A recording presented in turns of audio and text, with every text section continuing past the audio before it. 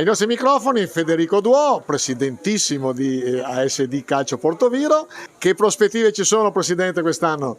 Visto che tra l'altro ci ha annunciato che avete grosse prospettive, ma soprattutto grandi obiettivi da raggiungere.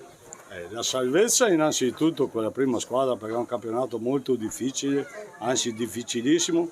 La permanenza in categoria che non è facile perché ci sono delle squadre attrezzate. Proprio oggi ci è toccato il girone della parte del Veronese e tentiamo di rimanere in categoria, lavorare con i giovani, anche con i giovani. Adesso quest'anno abbiamo una squadra in più, i giovanissimi, e cercare di stazionare tutto il discorso perché siamo ancora campi, tutto in fase di costruzione. Spererei di rimanere in categoria, far bene con i giovani e quest'anno essere più tranquillo perché ogni anno c'è una storia. Voi state seguendo moltissimo anche il vivaio, ma soprattutto le aziende del territorio stanno rispondendo, vi stanno dando una mano?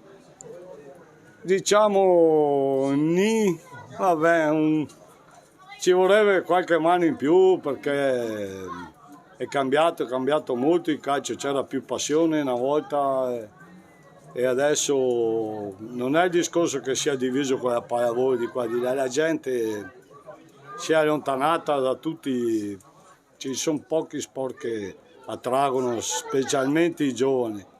Se guardi ho molte persone anziane, però giovani preferiscono fare qualcos'altro probabilmente. Comunque lei non molla, Federico Duò resiste. No, non mollo, guai a chi molla. Mollare adesso sarebbe sbagliato, provo a resistere. Con la riforma dello sport e tutto il resto che ci sta penalizzando non poco, proveremo a resistere, dai. Grande Presidente, comunque vada sarà un successo.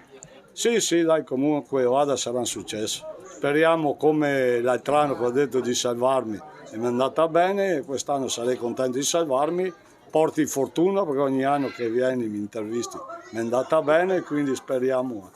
Va bene, questo me la segno, quindi se tutto va bene è anche un po' merito mio. Sì, perché l'altro anno nell'angolo del campo e dopo l'ho rivista e ho detto guarda cosa ho detto e dopo guarda cosa ho fatto. Grande Presidente.